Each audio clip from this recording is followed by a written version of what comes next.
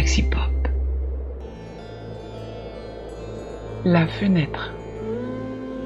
La maison était vieille, avec ses ailes enchevêtrées et rejetées, de qui personne n'avait pu garder même la moitié d'une trace. Et dans une petite pièce, quelque part près du fond, était une vieille fenêtre close d'anciennes pierres.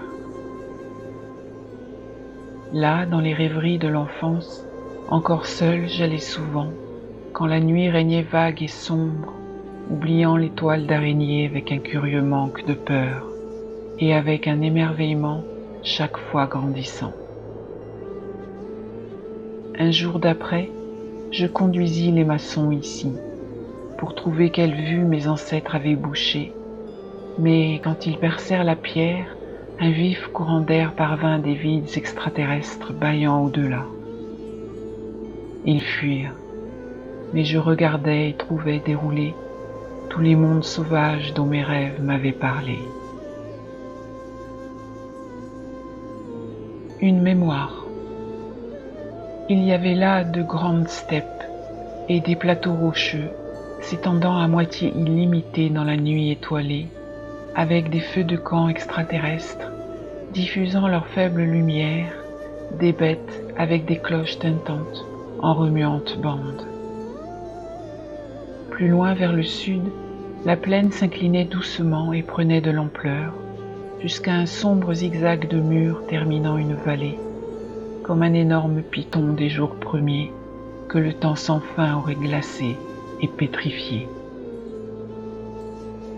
Je grelottais curieusement dans le froid et léger courant d'air, et émerveillé d'où j'étais et comment j'y étais parvenu, quand une forme gluante d'un des éblouissants feux de camp, grandissante et s'approchant, m'appela par mon nom. Regardant ce visage mort sous sa hotte, je cessais d'espérer, car je venais de comprendre. Les jardins de Yin.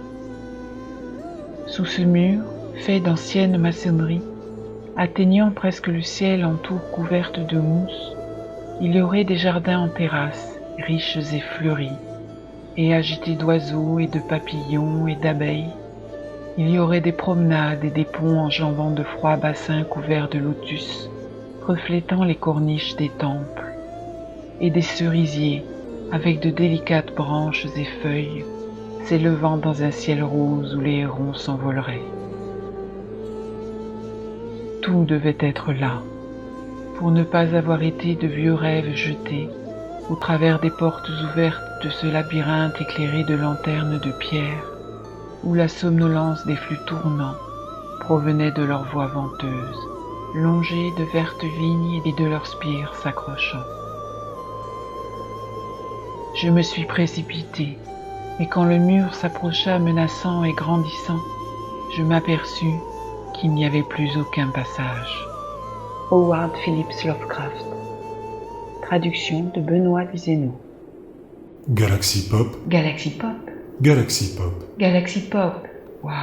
Galaxy Pop.